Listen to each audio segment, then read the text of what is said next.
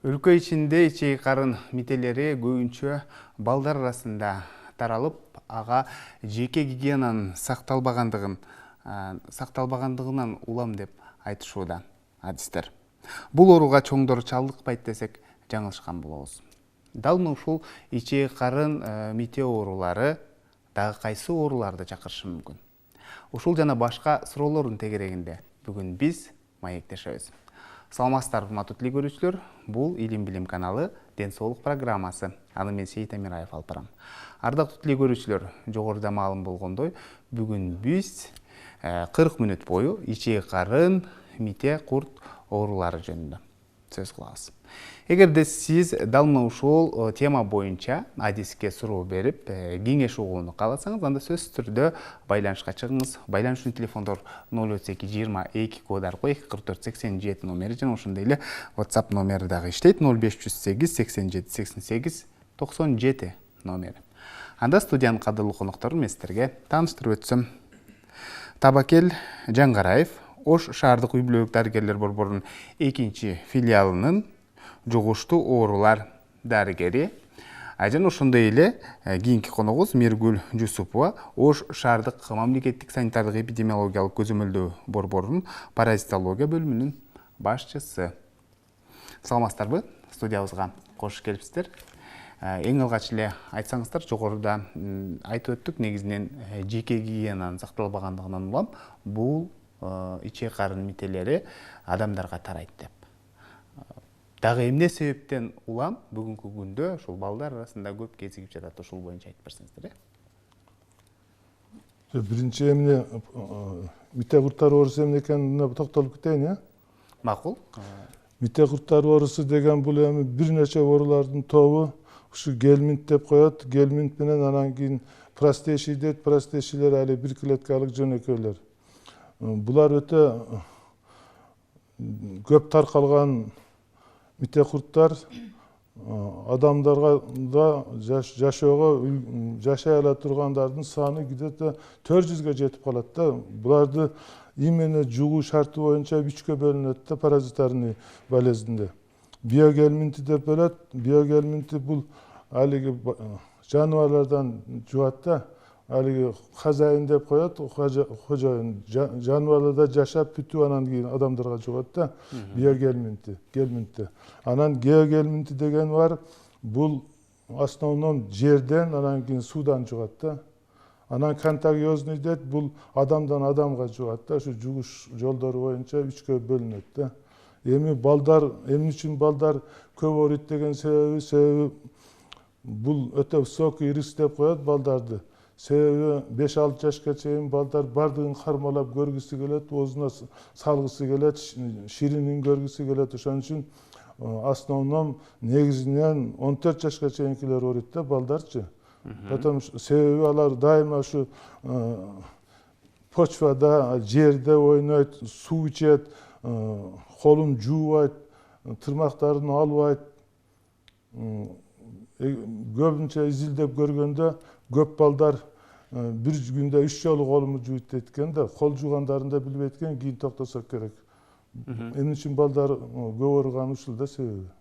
Алар жерде көп ойнойт да, сууну колун жуубайт. Демек, кир буюмдардан колду таза жуубагандыктан, жеке өздүк гигиенаны сактабагандыктан улам көпчүлүк балдар ошол эле учурда чоңдор дагы дал мына ушул ооруга бүгүнкү күндө чалдыгып отурат. Мисалы, мына ушул ичеги карын курттары телекөрүүчүлөргө түшүнүктүү болушун айтып өтсөңүздөр, биздин организмибизге курт боюнча киреби? Же болбосо атайын ошо ичеги карын курттардын жумурткалары киреби? Ушул боюнча айтсаңыздар.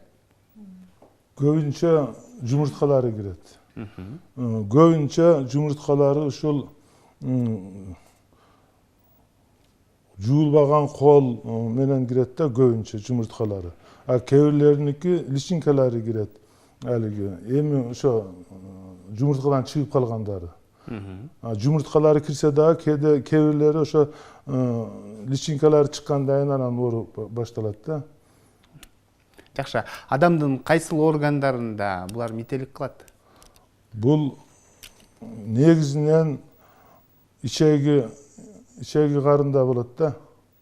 кээ бири тонкий кишечникте ичке ишеги. ичке ичегиде болот. Анан кийин кээ бирлери жоон ичегиде болот. Көбүнчө ушул жерде болот да. Бирок ара таркап кеткенде алиги жумурткалары же личинкалары таркабаган жери калбайт да. Мээден баштап аягыңызга чейин бардык органдарды да болуп калышы мүмкүн, бардык органдарды оорутушу мүмкүн. Жакшы. Биз мисалы ичеги карын десе, көбүн эсе ушул ичегилерде гана болот десек, демек кайсыл органга токтолуп калган болсо, эгерде ошол жумурткалары дейлиби, ошол жерде мителигин аткара берет экен, мителик кызматын. Жакшы, айтсаңыздар, адам баласы кандай билсе болот ошол ичеги карын мите курт ооруларына чалдыгып калганын? Мисалы, бүгүнкү күндө чынын айтыш керек, көпчүлүк эл, 90% эл десек деле жаңылышпасак керек, мисалы, ичеги карын мите курт ооруларына анчейин көңүл бурбай эле жүргөндөр толтура да. Туура айтасыз, бул жакшы суроо болду. Себеби бүгүнкү күндө мите курт оорулары эң бир актуалдуу маселелердин бири болуп калды да. Бүгүнкү күндө бул мите курттардын өзү түрү көп. 300дөн ашуун түрү бар да. Алардын ичинен 20 түрү биздин өлкөбүздө катталат. Алардын 10 экзотикалык түрлөр болсо, ал эми 10 бизде дайыма катталуучу курттар да.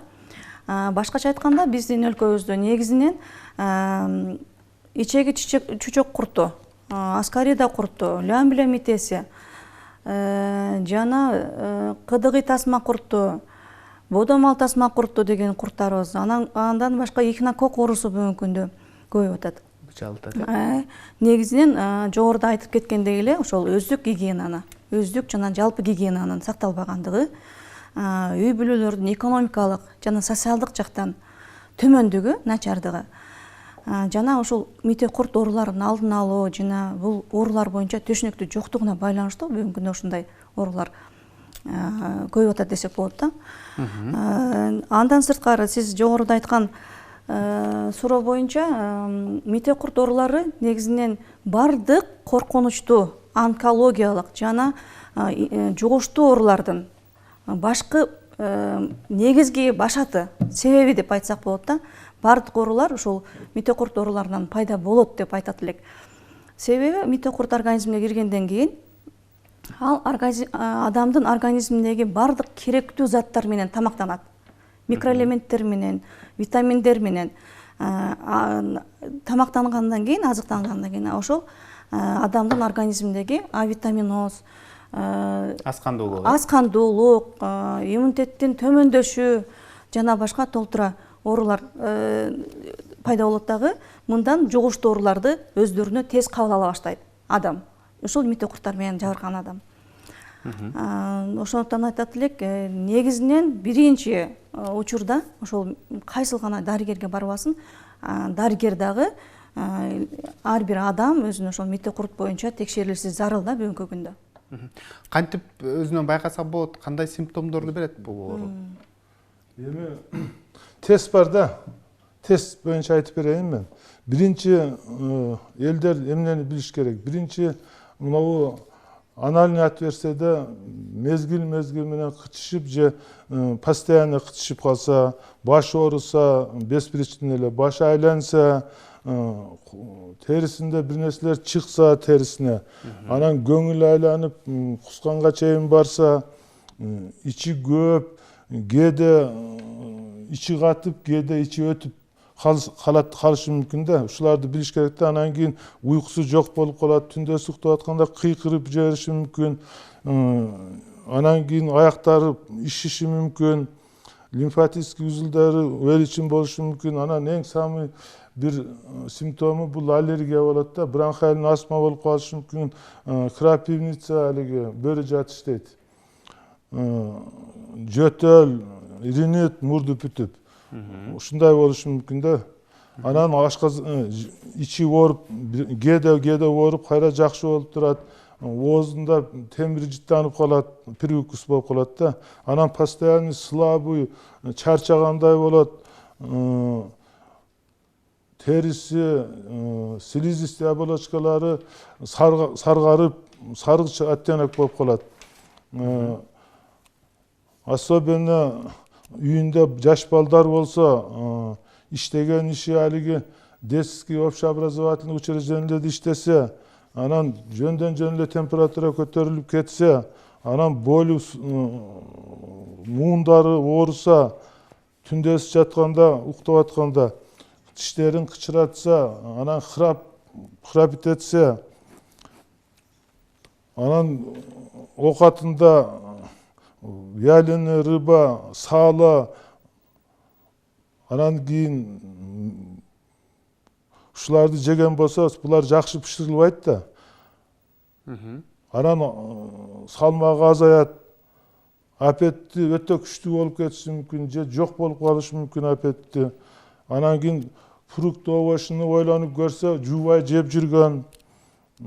Ушул мен азыр бир 20 эсептедим да, элдер билиш керек ушундай симптомдорду. Ошонун жетөө болсо, уже болушу мүмкүн болуп калат да оору. 15тен жогору болуп кеткен болсо, уже сразу докторго барыш керек да. Жетөөдөн ашса деле докторго барып көрүнүш керек да. Менде ушундай симптомдор болуп атат деп. Жакшы. Телекөрүүчүлөрдөн суроо келе баштады. Саламатсыздарбы? Менин балам 3 айлык. Анан ичи көпкөнсүп, жел толгонсуп көбүп атат дейт. Эмне кылышым керек деген суроо калтырыптыр да 3 айлык кезинде. Ичи эле көбүп атканда, ичи эле көпсө докторго алып барып көргөзөбүз. Азыр үй бүлөлүк дарыгер бар да. Жакшы. Исследование кылыш керек. Курттарга жана башка дарыгердин көзөмөлүндө болуш керек. Текшерүүлөнүш керек экен. Саламатсыздарбы? Менин балам 9 жашта дейт. Ичи ката берет дейт. Ичи ката берет, анан жакын арада дейт, мына курсак жагына дейт. Курсак жагына агак чекит сымал бирдеме пайда болуп калды дейт терисинде дейт.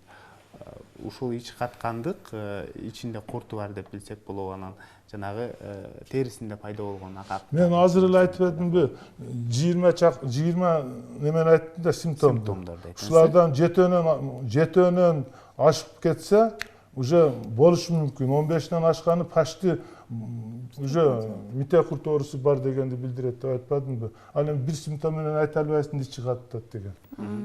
Причиналар көп. Жакшы, биз ушул студияга келип көптөгөн ушул медициналык темалар боюнча, ар кандай оорулар боюнча маек куруп келебиз да, ошондо бир дарыгер айтты эле, гинекологиялык оорулардын жаралышына дагы дал мына ушул мите курттар себепчи деп. Биз жана доктор айтып кетти, бардык оорулардын башаты деп. Бул ошон үчүн азыр боюнда бар аялдарды 24 неделден баштап сөзсүз ушул мите курттарга текшерилет. Себеби баласына өтүп кетиши мүмкүн. Жакшы. Негизинен мына бүгүнкү күндө дал мына ушул оору коомдун көйгөйү деп койсок да болот. Себеп дегенде көпчүлүк адамдарда дал мына ушул илетке кабылгандыгы маалым болууда да. Анан Санэпиден борбору бул учурда кандай иш аракеттерди жүргүзүп атат? Анан сиздер жүргүзүп жаткан иштердин жыйынтыгы кандай болуп атат? Ушул боюнча айтып берсеңиз.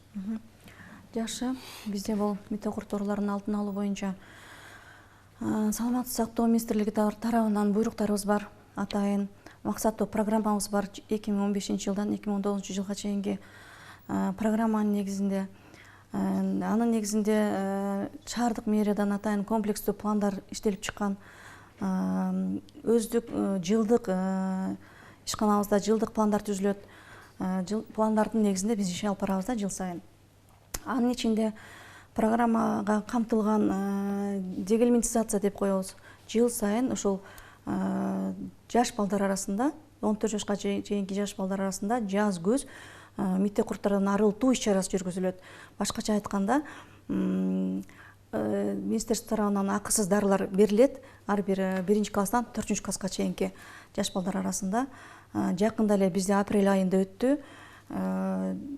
94-96% дарылар берилди. Ушундай иш-чаралар жүргүзүлөт. Андан сырткары бала бакчаларда жана мектептердин балдары окуучулар арасында дагы санэптик көзөмөлдөө борборунун лаборанттары, лаборатория кызматкерлери тарабынан дагы бүгүнкү күндө 30% буйруктун негизинде текшерилет. Бул жерде 3 метод менен текшерилет. Обогащенный метод деп коебуз, байытуу жолу менен жайында барып балдардан анализ алабыз. Бунун негизинде 2014 жашка чейинки 1 класстан 4 класска чейинки балдар арасында алынды. Жана бул дегельминтациянын баягы мите курттардан арылтуу акциясынын эффектүүлүгүн билүү боюнча дагы мониторинг жүргүзүлүүдө. Мында альбендазол дарысын берүүдө балдар арасында 30% азайгандыгы аныкталды. Биздин жыйынтыгыбыз ушундай жакшы жыйынтыктар менен жыйынтыкталды мурунку жылы. Ал эми бул жылга 1 тур өткөрүлдү. Ага чейинки анализдер алынды. Эми буюрса сентябрдан кайрадан дагы дегельминтациядан кийинки анализдерди аныктайбыз. Былтыркы результаттарыбыз 30% азайды. Балдар арасында. Демек, балдарды акысыз текшерип, акысыз дары-дармекти таратыптыр. Акысыз, ооба. Анан буга чейин деле айтып келгенсиздер, негизинен дал ушул мите курттарды дарылоодо бир эле адам дарыланбаш керек. Анын үй бүлөсү, үй бүлөнүн башка мүчөлөрү дагы дарылоодон өтүш керек. Ошондо гана бул оорудан толук кутулса болот деген маалыматты айткансыздар да. Анан бир баланы дарылап койдуңуздар, ал үйгө барды, үйдөгүлөрү дарыланбады дегенде, текшерилбеди дегенде, анан кандай болуп калды? Кайра эле ооруну жугузуп алат да. Бул боюнча полностью толук маалыматтар берилет ар бир аныкталган мите курттарга жана бул иш-чаралар боюнча үй бүлөлүк дарыгерлер борборлору кызмат аткарат. Мисалы, кайсыл аймакта аныкталган болсо, ошол үй бүлөлүк дарыгерлер борбору, семейный врачтар, семейный дарыгерлер дарылайт жана бардык жашоочуларды үйдөгү контактныйларды текшерет жана лечение жүргүзөт да. Дезинфекционный мероприятия боюнча полностью алдын алуу боюнча түшүндүрүштөрүн жүргүзөт. Жакшы, жооп түшүнүктүү болду. Саламатсыздарбы? Менин баламдын бутунун үстү дейт, жайында эле кытыша баштайт дейт. Анан кытышып, тырнагандыктан жара болуп кетет дейт. Дарыгерге көрүнсөк, ичинде курт бар деп айтты. Эмне кылышыбыз керек, кантип дарылашыбыз керек деген суроо калтырыптыр. Сөзсүз түрдө дарыланыш керек. Ошол результат менен аныкталган мите курт, кандай мите курт аныкталган болсо, ошол результат менен барыш керек өзүнүн дарыгерине. Ар бир территорияда өздөрүнүн үй бүлөлүк дарыгерлер борборлору, топтору бар. Барып кайрылса, алар учетко алат жана дарылоо жүргүзөт да. Демек, кайсыл дарыгерге барууну билбей жаткан болсоңуз, жугуштуу оорулар дарыгерине кайрылсаңыз болот. Ошол жерден сиздин анализиңизди карап, анан тийиштүү кеңештерин айтышат. Жакшы, кийинки суроо, саламатсыздарбы? Менде лямбля деген курт пайда болгон дейт. Кантип дарылансам болот? Кайсыл дары жардам берет? Дарыланып көрдүм, бирок жардам бербегендей деп өзүнө ишенбей эле айтыптыр да. Негизинен мына ушул дары-дармекти ичкенден кийин сөзсүз түрдө бейтап экинчи жолу кайрадан текшерүүгө барыш керек де. Ошол нерсе туурабы? Сөзсүз түрдө. Эгерде лямбля курту бул жөнөкөйлөр тибине кирет, простым делением делится да, алар жөнөкөйлөр мындай как бирок аны кетирүү кыйынга турат го, Аны кетирүү кыйынга турат, бирок ошонун өзүнүн атайын курстары бар. 3 курс лечения менен дарыланса болот. Жана ар бир лечение алгандан кийин сөзсүз кайрадан лабораториялык изилдөөлөр жүргүзүш керек да. Кайсыл дары-дармектер жакшы пайдасын берет деп дагы калтырып. Эми кошумчалап коеюнбу? Ушул мындай вопрос бергенде, кайсы дары менен дарыланат дегенде, баары бир өзү дарылай албайт ол. Докторго барыш керек. Азыр клинический протоколдор бар. Кайсы куртка кайсы дары кетет. Азыр айтпасаң билбейт экен дейт, айтып коеюн мен. Мынабу лямблезди бул амбулаторный условияда эле дарыланат поликлиникада. Тинидазол деген дарысы бар. Чоңдорго 2 грамм бир суткада бир жолу ичип коет. Бир эле ичет. Анан кийин балдар болсо 3 жаштан чоңуна 50 мг 1 килограммына берет бир жолу. Альбендазол 400 мг сутки. 1 раз в сутки ичип коет болду. О 10 күн ичет муну. На голодный ачка ичет да. 1 жаштан жогорку анан чоң кишилерге. Анан паромомицин деген бар, ушул 3 дары менен дарыланат да, карап туруп. Бул леченияны эми азыр алып жазып кайрадан ичкенге болбойт да, азыркы бизге берген сөзсүз түрдө. Ал клиникалык неменин көрүш керек, кан анализдерин көрүш керек. Жана башка результаттарды карап туруп анан назначение болот. Анын килограммына карайт, массасына карайт. Жакшы, кийинки суроо. Саламатсыздарбы? Менин балам 3,5 жашта дейт. Салмагы аз, анан тамакка болгон табити жок, татууну жакшы көрөт дейт. Дарыгерге көрүнсөк, лям-биле курту бар деп айтты дейт. Анан 2 жолу дарыланды дейт, 15 күндөн дейт. Бирок эч кандай результат болбой жатат. Эмне кылышыбыз керек деген суроо калтырды. Чындыгында буга окшогон суроо аябай толтура келди. Дарыландык, анан жакшы результат болбой атат деген ушундай даттануулар көп да. Эмне үчүн? Эмне үчүн дары жардам бербей калышы мүмкүн? Жардам берет. Просто туура эмес ичип калат, же болбосо алиги дары ичкенден кийин тукумдары калып калат. Ушундай болуп калат да. Так барып кайра текшерилип туруп, кайра дарыланыш керек да баары. Эгерде чыккан болсо, кайрадан дагы лечение алыш керек да. Значит, ошол бир 2 жолу дарыланыптырсыз. Дагы 3-чү жолу да дарыланыш керек. Ошол эле дарылар мененби? Же болбосо башка дары жазабы дарыгер? Мен азыр 3 дары бар дебедимби, лям-билез дарылаганга. 3 дары. Ошонун бирөөнүндө болбосо экинчисин бериш керек, же кошуп бериш керек, дозаларын азайтып. Ал эми индивидуальный да. Жакшы. Анан мындай ой келет да, буга чейин деле дарыгерлер айткан болчу. Негизинен ошол бала балким жакшы болуп туруп, дагы башка бирөөдөн, жанындагы үй бүлө мүчөлөрүнөн ушул оорууну жуктуруп алганбы деген дагы ой пайда болот. болушу мүмкүн. Себеби толук жогоруда айтпадыкпы? Эгерде метеокурт аныкталган болсо, ошол бир үй бүлөдөн бирөөндө бардыгын сөзсүз түрдө текшерүү зарыл. Жана үйдөгү буюмдар боюнча дагы баягы дезинфекциялык иштер жүргүзүш керек да, хлорирование деп коет, кипячение, үтүктөш керек ич кийимдерин, сөзсүз түрдө өздүк жана жалпы гигиенаны сактоо деп айтат элек да. Жакшы. Саламатсыздарбы? Менин баламда курт бар деп анализинде ошондой чыкты дейт. Анан дарыгерге барсак дейт, гельминтоз. Же гельминтокпу? Гельминт деген сөздү мен жана айттым. Гельминток деген дарыны жазды дейт. Анан 2 жолу ичтик, 1 жолу ичтик, анан экинчи жолу барганда дагы ушул дарыны жазды дейт. Анан бул дарыны кайра бергенде организмге зыян эмеспи деген суроо калтырды да. Ошол мен жана өзүнчө дарыласа болбойт, обязательно дарыгерге барып дарыланыш керек деп атпаймынбы? Ошондо алиги ичсе болобу же болбойбу ушул дарыны? Повторно ичсе болобу болбойбу же башка дары берейинби деп дарыгер чечет да. Жок, дарыгер ушул эле дарыны кайра жазыптыр да. Эми мен ишенбейм. Мисалы үчүн мага келсе, сен эми дарыланбадың, айыкпадың, ушу дарыны дагы иче берчи деп айтпайт да эч кандай доктор. Анын дозасы болот. Дозасы бар. Ар биринин дозасы болот. Кайрадан бергенге мүмкүн эмес. Приказда жазылып турат. Себеби ошол берилген доза ичкен болсо ошол таасир этет. Таасир этпей калбайт. Себеби бул министерстводон жогору окумуштуулардын эмеси менен протокол бизге берилген да. Протоколдун негизинде биз дарылашат дарыгерлер бүгүн. Бардык врачтар билет дарылашты. Ошо протоколдо турат да кандай дарылаш керек экен.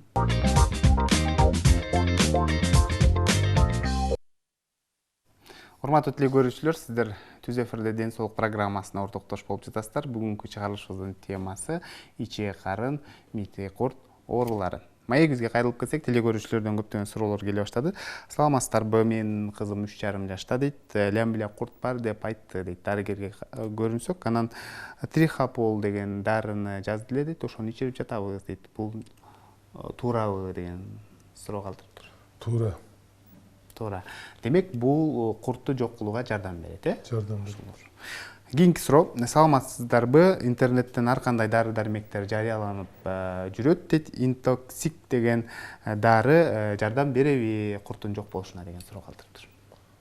Өзүңүз дарылагаңыз бардык эле дарылар ошо бир 10 чакты дары бар да азыр бардыгы болуп. Көбүнчө албендазол, мебендазол негизгиси ошондон болот. Булар кичине атын өзгөртүп жаза берет да. Алар эч кандай жооп бербейт, кийин өзү алып берсе.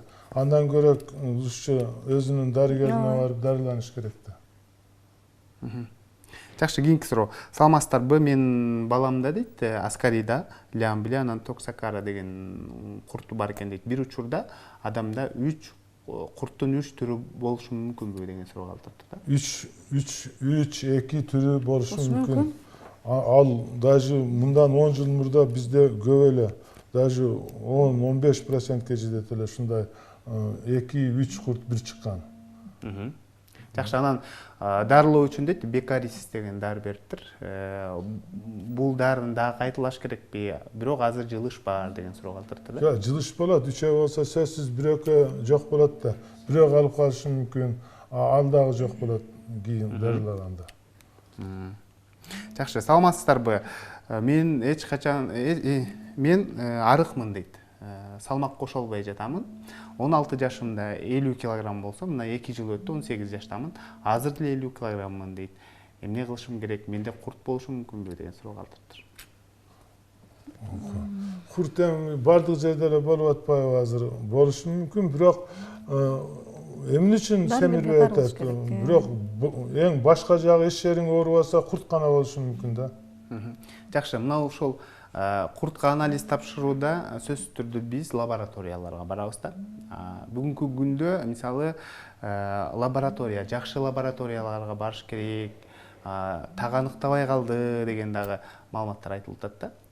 Мына ошол ичек карын курттарын кайсыл жерде так аныктайт? Ошол боюнча айтып берсеңиз. Бул боюнча айтып кете турган болсом, бүгүнкү күндө бардык эле государственный медучреждениялерде, поликлиника, больницаларда лабораториялар бар, ар биринде. Жана бул биз санэпис көзөмөлдөө кызматкерлери тарабынан, министерство тарабынан, департамент тарабынан жыл сайын ушул окутуулар жүргүзүлөт да. Бардык лаборанттар бүгүнкү күндө почти 80-90%га обученный баары окуган. Жаңы эле келген лаборанттар билбеген боло турган болсо, 2 ай, 3 айдын ичинде кайрадан бизге письмо менен келип, биздин өзүбүздүн санэпис көзөмөлдөө борборлорунда окуп кетишет. Айтат элем, негизинен эле ошо кал менен тапшырган анализдер эффективдүү жана айтканда мындай толук кандуу текшерип берет деп айтат элем да.